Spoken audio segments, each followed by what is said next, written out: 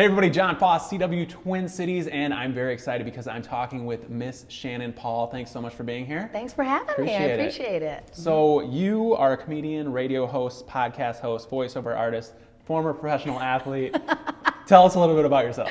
Oh, well, obviously I'm very good at keeping busy. Yeah. And on top of all of that, I have a 10-year-old boy who I spend a lot of time chasing right now. So I'm just really fortunate because I've had lots of jobs. So to be able to go now, I can kind of, hodgepodge all of these different jobs into basically a career, even though it's kind of a mosaic. Yeah. I know I'm very blessed that I get to do that because most of what I do is I go and I get to play with people and talk about fun things, and everybody does not have that latitude to do that for a living. And I think the craziest part is that you started in the corporate world. Yes. How did you go from corporate to basically having the craziest life ever?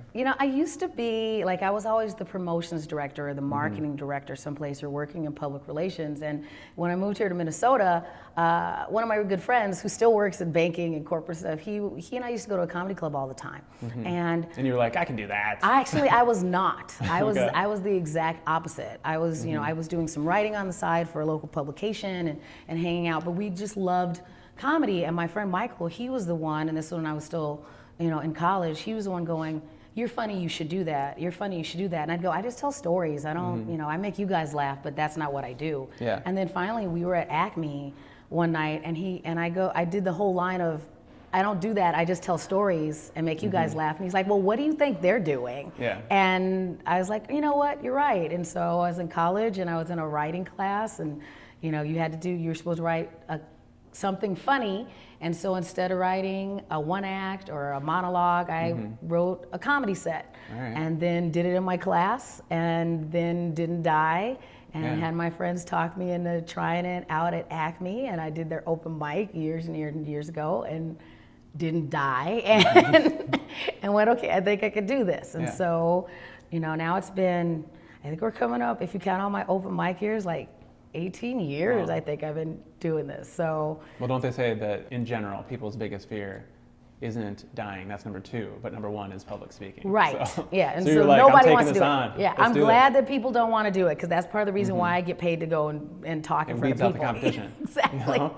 I'm glad it scares people. I'll do it. How long was your first set? 3 minutes? Or? Yes. Okay. 3 minutes. And then you just keep adding on after that? Right. And then it's also, I think what some people don't notice is when you're writing things, not only do you write new material, sometimes your old material just evolves and changes or you edit it. So there might be a time period where you write a bunch of new stuff, but instead of it just adding onto your time, it kind of maybe replaces things. Because it's like when the actors say they have to find their voice. I think that's a lot of what you do as a comedian.